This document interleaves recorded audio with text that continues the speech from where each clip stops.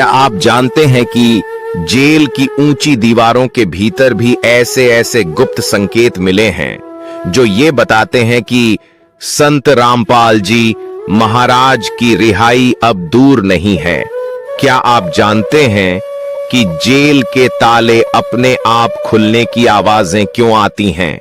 क्या आप जानते हैं कि आधी रात को जेल की कोठरी में कौन सी दिव्य रोशनी उतरती है?